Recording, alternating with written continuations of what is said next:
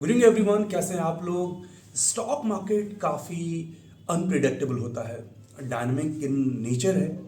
हमेशा कुछ ना कुछ नई चीज़ें यहाँ होते रहती है। तभी तो अभी जो लास्ट कुछ दिनों में मार्केट में इतनी तेज सेलिंग आई है, बहुत सारे लोग इसको डाइजेस्ट नहीं कर पा रहे हैं। जहाँ मार्केट अपने लाइफ टाइम हाई के आसपास ट्रेड कर रहा था, 18,000 के ऊपर निफ्टी इतना कंफर्टेबल था, 44,000 के ऊपर बैंक निफ्टी ट्रेड कर रहा था, सडनली सब कुछ खराब। यही तो मार्केट है। आज के इस वीडियो में मैं बात करूंगा कि हिंडनबर्ग रिसर्च रिपोर्ट जो आई है, उसके बाद इंडिया में अदानी ग्रुप के शेयर्स में बहुत ज़्यादा सेलिंग देखने को मिला है। लेकिन बैंक निफ्टी स्पेशली इतना तेजी से नीचे क्यों जा रहा है? बैंकों में इतना ज़्यादा पैनिक क्यों? अदानी ग्रुप के जो शेयर्स हैं उनमें पैनिक तो समझ में आता है, लेकिन बैंक निफ्टी में इतनी गिरावट क्या जायज़ है? अगर आपने इस चैनल को अब तक सब्सक्राइब नहीं किया है तो इस चैनल को सब्सक्राइब कीजिए, वीडियोस को लाइक और शेयर कीजिए और बेल आइकन को जरूर प्रेस कीजिए ताकि हमारे द्वारा पोस्ट किए गए वीडियोस के लेटेस्ट नोटिफिकेशंस आप लोगों के मोबाइल तक सबसे पहले पहुंच जाए। कुछ दिनों पहले अदानी ग्रुप्स के जो शेयर थे वो हॉटकेक माने जाते थे। लास्ट 3 इयर्स में अगर बात करेंगे तो अदानी ग्रुप के शेयर्स ने बेहतरीन परफॉर्मेंस दिया है। इनफैक्ट अदानी ग्रुप के निजी वेल्थ के बारे में बात किया जाए तो करीब 8 लाख करोड़ से ज़्यादा उसमें इजाफा हुआ है। साथ ही साथ जो कंपनी के शेयर्स हैं वो बहुत ऊपर होते हुए नजर आए हैं और जो अदानी ग्रुप के शेयर्स हैं वो यहाँ से और ज़्यादा मोमेंटम दे सकते हैं। लेकिन अदानी इंटरप्राइजेज, ट्रांसमिशन, ग्रीन, इन सारे कंपनीज में बहुत ही ज़्यादा सेलिंग देखने को मिला। करीब 6 ऐसी कंपनियां हैं अदानी ग्रुप की जिसमें लोअर सर्किट भी देखने को मिला। और वर्ल्ड में गौतम अदानी जो 4th रिचेस्ट पर्सन थे वो अब वहां से गिर करके 7th नंबर पे आ गए हैं। तो ये जो रिपोर्ट है वो ऐसे टाइम में आई है जब अदानी ग्रुप का एफपीओ आ रहा था। FPO follow on public offer जो होता है, जो आईपीओ जिन कंपनियों का आ चुका होता है, तो उसके बाद फर्दर फंड रेज करना होता है तो एफपीओ आता है।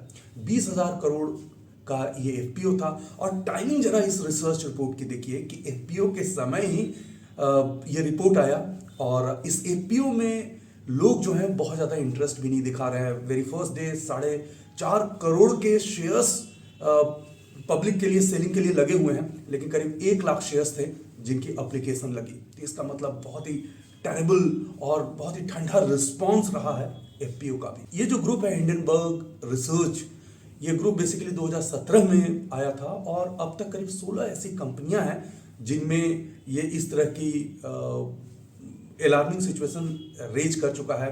इसका कहना है कि अदानी ग्रुप में पिछले 10 सालों से बहुत ही ज़्यादा मैनिपुलेशन हुआ है। लेट्स सी एक्चुअल में कितना ज़्यादा मैनिपुलेशन है, ये तो वक्त ही बताएगा। मुझे लगता है कि इस रिसर्च रिपोर्ट की जो टाइमिंग है एफपीओ के समय आना, वो कहीं ना कहीं मुझे लगता है इसके पीछे कुछ ना कुछ और बात तो ज़रूर है। और ऐसे सिनारियों में जब ये रिपोर्ट आया है उस समय एफआईज भी लगातार सेलिंग करते हुए इंडियन मार्केट में नजर आ रहे थे और कहीं ना कहीं जो ग्लोबल पैसा है वो नियर बाई कंट्रीज, खास करके जो अच्छे वैल्यूएशन पे अवेलेबल हैं जैसे चाइना जैसे इकोनॉमीज, वहां पे पैसे जा रहे थे। तो ये एक परफेक्ट टाइम था सेलिंग के लिए। अब बात करते हैं उस टॉपिक को लेकर के कि बैंकों को इतना ज़्यादा प्रॉब्लम्स क्यों हो रहा है। अदानी ग्रुप के तो शेयर गिर रहे हैं, लेकिन बैंक निफ्टी जो 12 कंपनीज से बना हुआ है, बैंक निफ्टी इतना नीचे क्यों? बाकी बैंकों के शेयर इतने नीचे क्यों? पीएसयू इतने नीचे क्यों? तो उसका सिंपल सा ये रीजन है कि पैनिक सेलिंग है। अभी फ्राइडे को पब्लिक सेक्टर बैंक की तरफ से एक क्लैरिफिकेशन आया है जिसमें ये साफ साफ बोला गया है कि हमारा एक्सपोजर जो है अदानी ग्रुप में वो with in the prescribed limit है।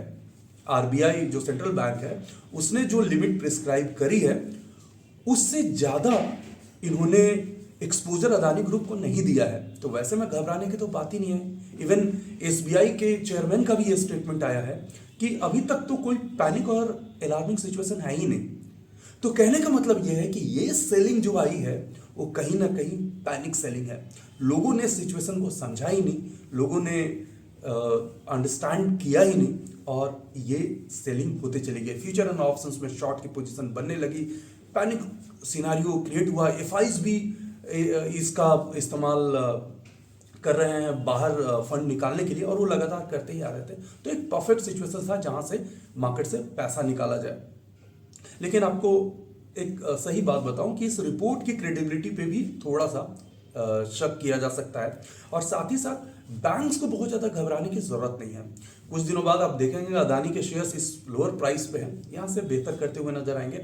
और साथ ही साथ मैं आपको यहाँ पे ये बता दूं कि जिस तरीका से पैनिक सेलिंग बैंक के शेयर्स में देखने को मिला है, कुछ दिनों बाद ये सारे के सारे रिट्रेस होते हुए जरूर नजर आएंगे। ये सिर्फ और सिर्फ एक पैनिक यूफोरिया है, आप कह सकते हैं। ये पैनिक सेलिंग के कारण ये स्टॉक्स इतनी तेजी से नीचे गए हैं। कोई भी बैंक का बहुत ज्यादा एक्सपोजर है ही नहीं। जनरली जो आरबीआई है उसने 25% का एक लिमिट रखा है किसी भी एक पर्टिकुलर कंपनीज में, कनेक्टेड कंपनीज में इन्वेस्ट करने के लिए, फंड करने के लिए। तो अदानी ग्रुप में किसी भी बैंक का इतना ज्यादा एक्सपोजर है ही नहीं। तो फिर पैनिक किस बात का? पैनिक जो है वो एक माहौल ऐसा क्रिएट किया गया है, शॉर्ट सेलर्स के थ्रू ये क्रिएट किया जाता है, और जिसके कारण जो है वो इतना ज़्यादा पैनिक मार्केट में देखने को मिला, सेलिंग देखने को मिला। बैंक निफ्टी जो है करीब 2-2.5 पॉइंट 2 ट्रेडिंग सेशन में नीचे, निफ्टी जो है अपने हाई से 600-700 पॉइंट नीचे। तो ये आपको अंडरस्टैंड करना होगा, आपको समझना होगा कि एक्चुअल में ये क्या है। लेकिन मार्केट जो है कई बार इमोशंस के कारण चलता है, कई बार इमोशंस और ग्रीड हावी होते हैं, उसके कारण रियल वैल्यूएशंस का पता नहीं चलता है। कई बार बाजार इतनी ऊपर हो जाती है, मालूम ही नहीं चलता है क्यों मार्केट इतना ऊपर गया, और कई बार इतना नीचे चली जाती है। ये डिमांड एंड सप्लाई जो है वो मार्केट को इस तरह के मोमेंटम कैरी कराता है, और कहीं ना कहीं आपको डिस्टर्ब करता है। लेकिन आप अच्छे रिस्क मैनेजमेंट अगर आपका है तो आपको बहुत ज़्यादा इशू इसमें होना नहीं चाहिए, मार्केट जिस भी डायरेक्शन में जाए। LIC का बहुत ज़्यादा इसमें नुकसान होता हुआ नजर आया है, क्योंकि LIC का अच्छा खासा स्टेक जो है वो अदानी ग्रुप्स ऑफ कंपनीज में है, और वो थोड़ा सा प्रॉब्लमेटिक है। तो इस वीडियो को कंक्लूड करते हुए मैं ये कह सकता हूं कि बैंक निफ्टी ओवर रिएक्ट किया है। ये मार्केट जो है इस रिसर्च रिपोर्ट पे ओवर रिएक्ट किया है। इतना ज़्यादा कोई पैनिक है ही नहीं। लेकिन कहते हैं कि मार्केट में बहुत सारे ऐसे रिटेलर्स होते हैं जो प्राइस को देखते हैं, वैल्यू को नहीं देखते। तो उसके अनुसार ही जैसा बाजार में खबरें आती है उसके अकॉर्डिंग ये रिएक्ट करता हुआ नजर आ रहा है। मैं फिर से ये कह दे रहा हूँ कि इस रिसर्च रिपोर्ट की जो टाइमिंग है वो बहुत अच्छा नहीं है। करीब करीब 16 ऐसी कंपनी हैं जिसको कि हिंडनबर्ग रिसर्च रिपोर्ट ने 2017 से 23 तक अभी तक इस तरह के अलार्मिंग सिचुएशन उन लोगों ने बताए हैं। लेकिन नेचर जो इनका है वो बेसिकली एक शॉर्ट सेलर के तौर पे है। तो शॉर्ट सेलर जो होते हैं वो कहीं ना कहीं चैरिटी तो कर तो नहीं रहे हैं, या कहीं ना कहीं ये एथिकल विसल ब्लोअर तो है नहीं।